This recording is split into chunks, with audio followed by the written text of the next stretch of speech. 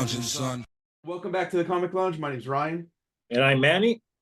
And today we're going to be going through a couple Marvel facsimiles that are covering Uncanny X-Men 141 and 142, aka Days of Future Past. Super excited to get into this. Before we do, I just want to remind everybody, if you're not already subscribed to the channel, hit that subscribe button. Check out the content on the channel. We got a bunch of dope stuff to check out. And now let's get into these. First off, before I forget, I don't want to forget later. I love how this one says approved by Comics Code Authority, but then on this one, it says approved by the Mutant Code Authority, which is kind of dope. That is dope. Pretty sick. I mean, I don't know why they didn't just do it for both, because I know they released them like literally in the same month. Unless the original 142 had that also, which I'm kind of curious about. I don't know. That's interesting that they only did it on that one.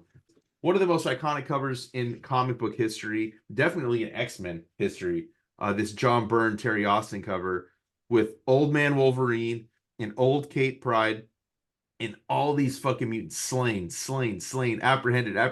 I can't even imagine as like a kid, if you're reading X-Men at this time, seeing this cover, because I don't think there was any lead-in from issue 140. It just they just drop you into this storyline. No, yeah, the collection I have actually has issue 140.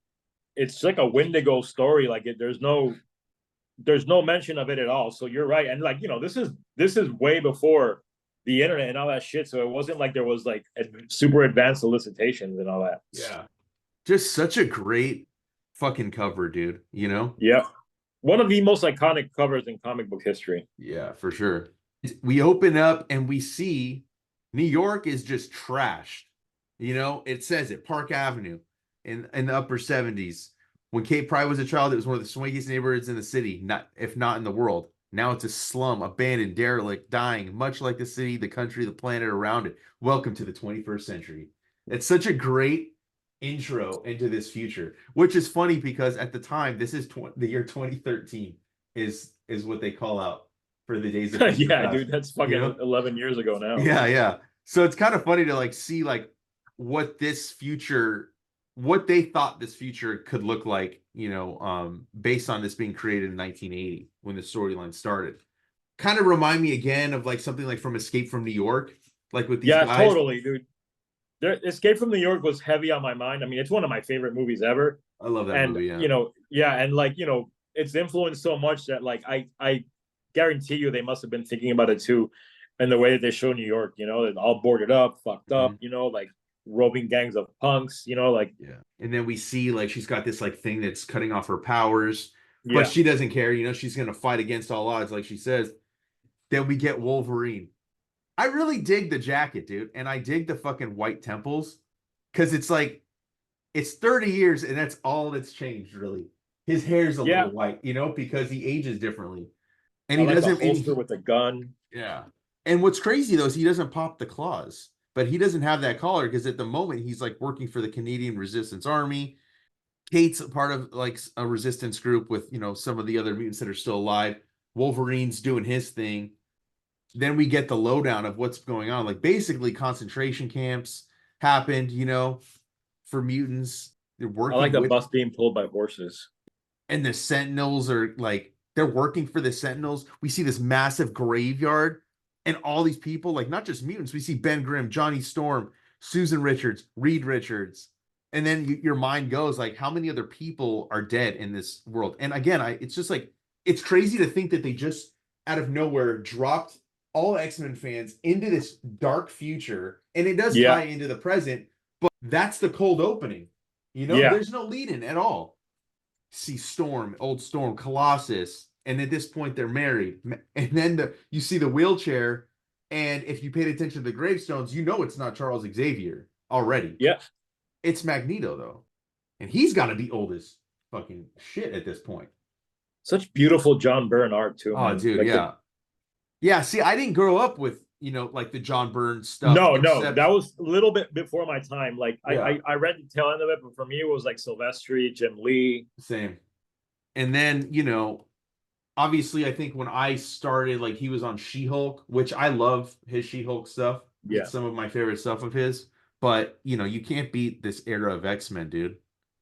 But you can see where Byrne influenced Jim Lee and all these guys too. Like, Oh yeah, I mean him and once Len Wein and Dave Cockrum did Giant Size X-Men, and then Claremont comes in with Dave Cockrum, and then John Byrne. It's like, my God, dude, they just reinvigorated a franchise that was floundering and was basically just reprinting old issues on a monthly basis instead of new comics.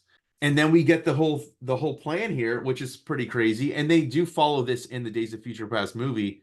It's Wolverine, except it's Wolverine, and they send Kate Pryde back in time through telepathy, which is fucking nuts that they figure out a way to transport her mind into her own body 30 years in the past. And the only reason they can is because she doesn't have any safeguards against telepathic intruders at that point. The young Kitty Pryde. The young Kitty Pryde, yeah. Yeah, and I think it's Rachel Summers that does it, who is I don't know if she's married or just with Franklin Richards. Yeah. And Rachel Summers hadn't even been introduced in the comics yet at this point either. This is her introduction, right? If it's not, she was definitely introduced like in some kind of future story. Yeah, I should probably have done my homework a little bit on this. But yeah, I don't, like I said, I haven't read a lot of the old stuff. I've read bits and pieces, but she's so timid too. Like completely different than the Rachel Summers that's going on currently in Marvel continuity. The Rachel Summers that we saw reintroduced into the present or into the past continuity when she came back. Story takes place on Halloween too. Friday, October 31st, 1980. I love this fucking full page shot too. Dude, yeah. I mean, basically, I love seeing the yellow and black costume like that too. I just love the way Byrne draws Wolverine. I love this outfit for Storm. It's one of my favorite costumes of hers. This is an interesting team, dude. You had Wolverine, Colossus, Angel, Storm, Kitty, and Nightcrawler. Storm's the leader at this point. Because I think it was 138 that Cyclops left. Yeah. So that. And I always love these Danger Room scenes. This is something we don't see anymore at all, dude. This is just been completely taken out of X-Men comics. I loved it too, man. It was such a fun part, like seeing them like work together. Like as a kid, I used to love the idea of the Danger Room sequences. Like you said, it's very, very missed in the books. Mm-hmm. And they're all trying to figure out a way to save Kitty. And finally, Nightcrawler comes in. And I love this era of Nightcrawler too. He is a little more like happy-go-lucky than he is now, I would say. Yeah, he's not a priest yet. And just I always loved his relationship with Kitty too. Their friendship is very it's very real, and except at this point she's very hesitant towards him because she's just gotten to the ringer. But they become such good friends. Yeah. And then she gets put through the ringer. I just love this kind of stuff, dude. And then this, right after she's done, they're all laughing about, Kitty's Danger Room training. And then all of a sudden we see the same effect when Kate Pryde was being transported back from the future. And now she's the impact of her mind going in knocks Kitty to the ground. And Nightcrawler immediately goes to her. I love the way Byrne draws Nightcrawler. Yeah, dude.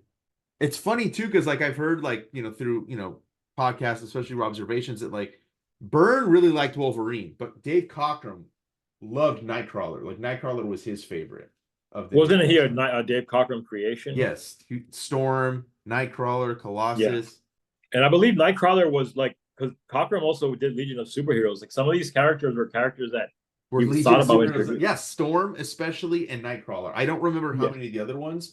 But I think he was going to call her Black Cat or something when she was going to be in the Legion of Superheroes. You can see that in the design, Yeah. And dude, I love when she wakes up and is completely different, right? You can tell her mannerisms, the way she's holding herself. She gives Kurt a hug and he's so taken aback because of how hesitant she was beforehand. And she gives him the whole lowdown of why she came back. And it's all to stop an assassination of Senator Kelly. Charles and Moira also are about to get murdered, and that's what's going to cause the Days of Future Past to happen. So by the Brotherhood, right? They do the assassination. And we just covered this, recently when we were talking X-Men Gear and Design, because this all gets covered in a very brief thing, but also caps off the end of the X-Men Gear and Design books. I love that panel with all the X'd out heroes. Like you got Ghost Rider, Hulk, Doom. Like the Sentinels like spared nobody, like, you know? No. Yeah, it's pretty nuts, dude, what they did. Because then like some other guy that's like completely against mutants, like causes this hysteria. America, it's 1984. Do you know what your children are? Like Yeah. just absolute fucking psychotic behavior, on his part, just like completely maybe Hitler level, like where he's like rallying the people, Yeah, I mean, I think against. that like that's almost supposed to invoke like Yeah. the image there. And like I keep thinking every time I reread this story, and I reread it several times in my life, it's like I always forget that it's just two fucking issues, It man. is crazy, dude. It is. And look, and then there's also like the stakes are real because as this is happening in the past, we're still seeing what's going on in the future. Franklin Right. Richards gets fucking annihilated by the Yeah. fucking Sentinel. And he's not the only one. Dude, and then this, I Yeah. love this. We haven't done a fastball special in a while. Oh, Oh, dude, hell yeah. there's nothing I like love that watching that that, image dude. of Wolverine cutting into the Sentinel, Yeah. like And then the exposition that we have to deal with from the old comics, where it's literally explaining to us what we're looking at. As I got into the second part of this, I started glossing over that. I'm like, I already know. I don't need to read. yeah, like you I don't don't, need the rundown of the powers, who Pyro yeah. is, who Destiny is. But Then it's just at that time, comics were like everywhere, so this could have been someone's first comic. I know. I totally understand why, Yeah. but at the same time, it's like when you're just describing what I'm looking at, don't really need it. Like that Yeah. seems like more of the stuff that should be in like a novel where you're seeing it, Yes. not in a comic book. I love this too. We get the new Brotherhood of Evil Mutants. I love Mystique like this, where her eyes are just yellow. And Yeah. Destiny's there, Avalanche, Pyro, Blob, who kind of looks tiny. Blob is drawn so differently now. He's drawn like a massive fucking tank of a character. Pyro's fucking outfit and hair just made me fucking laugh, dude.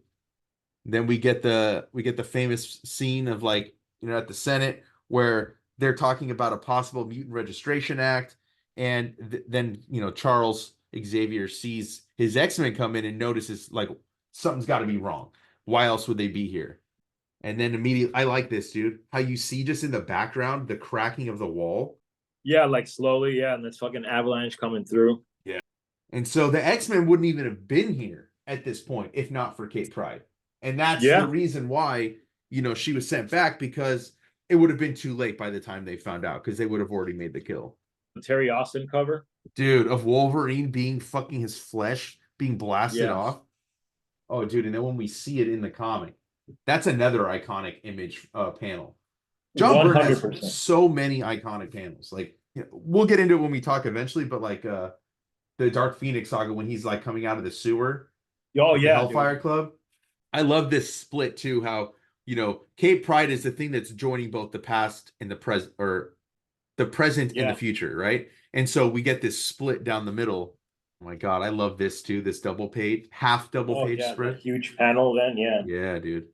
Yeah, dude, John Byrne, dude. This is like I feel like this is peak John Byrne, like when he was doing X-Men. I mean, for me, it's a lot of people talk about his run on Superman, and then like the stuff he did for himself, like Next Men and all that. But this to me is my favorite John Byrne Yeah. stuff. I mean, his Superman stuff is good. His Man of Steel, Yeah. which that would be a fun episode to do eventually. Yeah. Maybe some of his She-Hulk. Is Fantastic Four something I haven't read a lot of either? That would also be cool to check out. Yeah, that's a blind spot for me too, actually. Yeah. Oh, dude, I love this Nightcrawler. Just these acrobatic moves, the him fucking teleporting in and out as he's fucking punching Avalanche, and then Destiny's like tells him where he'll be so he knows where to throw a punch as he's teleporting. Just so fun the way the powers are depicted. This page recaps everything. That's what I was talking about. Like this is like, all right, I already know. I don't gotta read this all over again. But I like that, how this cop just comes to save Charles and Moira, and they just accept it, and it's Mystique. And like you already know, like I didn't even need to see this bottom panel to know that was Mystique. I guess Louise Simonson was an editor at this point. I missed that too, where they would say, they'd call out the editor past notes. issues. Yeah, Yeah. Check out this ad for Bill Mantle and Steve Ditko, Captain Universe. That shit is dope, dude. Star Wars fan club. Dude, I that's mean, what, the this is best thing about 1980, these. like this is Yeah. right when Empire was coming out. Best part about these facsimiles is the ads too, you know? Or equally Yeah. to me. It's not just getting to read these old comics that I couldn't afford otherwise. But this as well, you know, and I say this so much when you and I talk about Wolverine, but look how tiny they make him compared to Storm, and definitely compared to Colossus. Like he is fucking tiny, dude. What a great panel. The coloring on that is amazing. Yeah. I love how Storm takes out this Sentinel too. Straight bolt of lightning straight to the head. Sentinel never knows what hit it. And then, you know, even calling out this, like as they're going in the elevator, you know, they call out her claustrophobia because Storm's claustrophobic. Yeah, Such that's a good true. little, like, just a nice little thing to add in there, you know, for characters. And then we see the fight. Kate Pride and young Kitty's body is like, she's got one thing to do. She's got to protect the senator. She needs to let the X-Men fight the Brotherhood of Evil Mutants. Yeah. And then we see this inner thinking of or the thought bubbles from Storm and how she's like questioning whether or not she should be the leader. Cyclops would do a better job, but he's not here. I don't have, you know, I have to fucking like take this position and lead. And I think that that's so great too. Again, another thing we don't really see a lot of in comic books now. It's sorely missed. Dude, I was at Comics Pro this year, and I was going down the elevator. They were doing a like an auction, you know, to raise money for the organization. And this retailer had this fucking 1981 calendar, and he fucking let me flip through it. Dude, it was so dope. When I saw this when I was reading it this morning, the comic, I was like, holy shit, literally just saw that earlier this year. So good, dude, too. The art in there, and I'm sure, and it was like in brand new condition too, which is crazy to think about that a calendar 43 years old. I love this panel with Colossus getting fucking punched back. Hell yeah, dude. This guy's running, and I love this, just the regular people running down the street, and they're like, yeah. Those are the X-Men. What a story. I gotta phone this into the paper. She's like, you know, what about Senator Kelly? You think he's all right? And then boom, Colossus just fucking whammo gets knocked out of the building by Blob, and he's about now he realizes or he talks about how he learned to manipulate his mass, and he's about to crush Colossus, and he just starts ripping up the streets, dude.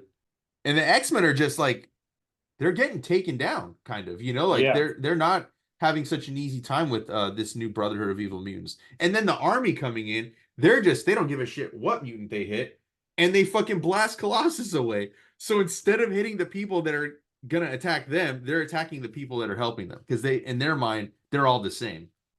And Wolverine the blue on this page is dope too. Yeah, this is one of my favorite pages too, where we see Mystique coming at Nightcrawler, right? And then Wolverine thinking, I gotta pop the claws now. And Storm just telling him to sheath his claws and basically holding rank on him, dude. You know, she's like, no, I'm the leader. You're gonna do what I tell you. You'll fucking pop those claws when I say to pop them. Yeah. And that's crazy, dude, that she just stands up to him like that. And he's like, I wouldn't take that from Cyclops. I love this panel of him looking up at her. Again, showing how short he is. They just don't, you know, I feel like they just draw him like normal height now in the comics. Maybe I think, yeah, it feels that way to me too. Yeah. I just think it adds a lot to his character, him being kind of short, but also being one of the most powerful. Yeah, it was a distinct part of who he was. Yeah. And as a short dude, I freaking love that. How about this? The way Colossus is going to take down Blob. He uses Wolverine's body as the lever to shoot this fucking beam up under him and throw him in the air. And I love that kind of teamwork, man. That's why I love the Danger Room sequences, because you see them like strategizing, using their powers like together. Great panel up here with the green background. Oh yeah, dude. How about this? The way Storm fucking douses the fire and you just see like her cape and then just rain pouring out. Yeah, the clouds underneath the cape. Yeah, dude. That's sick. She creates a monsoon, confining it to a tiny section of the mall. That's fucking crazy that she has that control over her power, you know? I believe she's an Omega level mutant too, right? I mean, yes. At this point, they haven't like classified stuff, but I love the Nightcrawler versus Mystique. And then this moment, because at this point, there's no knowledge of her being his mom. No. And you get that little bit of tease like that she knows something about his past. That's that Claremont like multi-year long form storytelling at work. So many subplots, so many things. He's just dropping hints left and right. Some of which are never even picked up on again. Yeah. But it's crazy that like how do you keep track of all that? And is that why he didn't pick up on all of them? Because like Right. Did he keep maybe a file? It'd be interesting to ask him all that. There's a dope documentary on Claremont. I think it's available on Tubi or maybe even on YouTube. oh And really? it's a full-length documentary, I think, by the people that made the Grant Morrison documentary also. And it's just about Claremont, his work on the X-Men. It's got interviews with everybody he worked on Oh during my this era. It's God, man. fantastic. Dude, I had no idea that even existed. Check it out, dude. I forget the title, but it's an easy Google find. Yeah. I'm definitely gonna check that out for sure. Then we come back to 2013, going down the elevator. They see the dude. This is fucked up. They see the Sentinel, and as Wolverine gets thrown at him, just completely melted the flesh from his adamantium skeleton. But you know what I thought about when this happened? Isn't his brain still flesh encased in an adamantium skull? I guess maybe So that's a like, good point. wouldn't that part still be alive? Maybe like that. My mind started going there. I know that that's like, that's Unless without the thinking. heart pumping oxygen to it, but Yeah. I guess you're right. you see his smoldering skeleton in the next panel Yeah, there. dude. Great Terminator style, bro. Yeah, that's exactly what I thought. Terminator. I imagine him like his brain living, but then controlling the skeleton, and him just being a fucking Wolverine Terminator. Wolverine but skeleton, yeah. Yeah. Fuck. And that, dude, look at this ad too for Roger Stern and Frank Miller, Doctor Strange. Did this ever happen? I believe it did. Dude, I gotta do some investigating. We gotta maybe throw some Yeah. of this under the camera, dude. This looks fucking great. And then, dude, they systematically get taken out. Storm gets killed. Colossus. I love this. She was a sister to him, the best friend he ever had. And he finds that her death is unendurable. And then we pan out and we see Rachel holding Kate, her lifeless body because her mind is in the past. Yeah. And then as she's, connected to Colossus, she's thinking about like, I don't want him to be alone when he's dead so quickly. And then, they have to keep her body alive because if future Kate dies, the mental essence in the past is going to go along with it.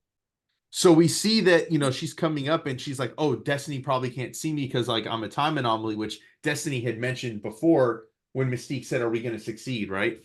She goes and stops the killing. And then immediately her mind, like the old Kate's gone. Now I was trying to wonder, like, did she die in the future? Is that what happened?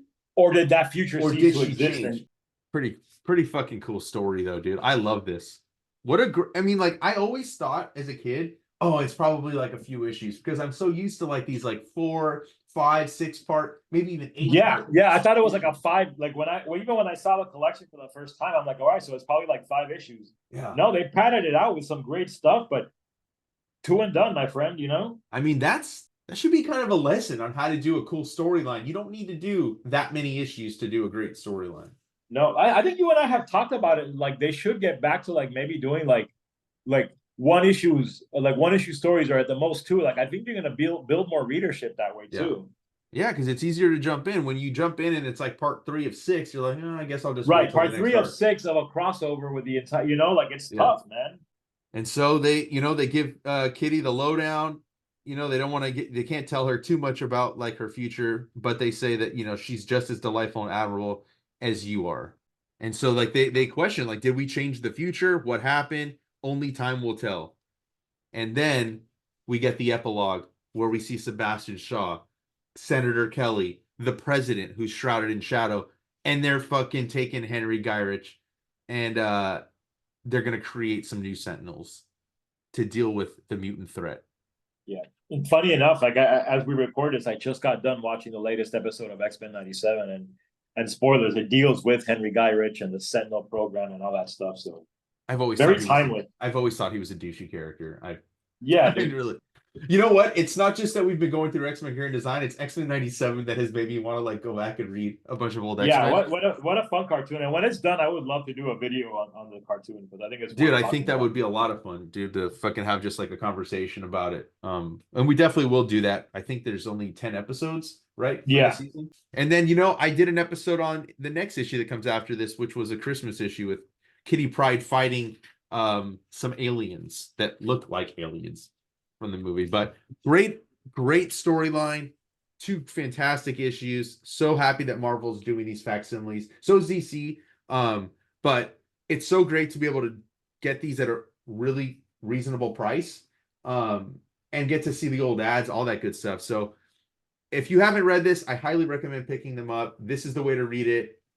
Unless you got the money, you can get the real issues. Right. Super fun to go through. And on that note, make sure you like, follow, subscribe, hit the bell icon so you're notified every time a new vid goes out. And we're out.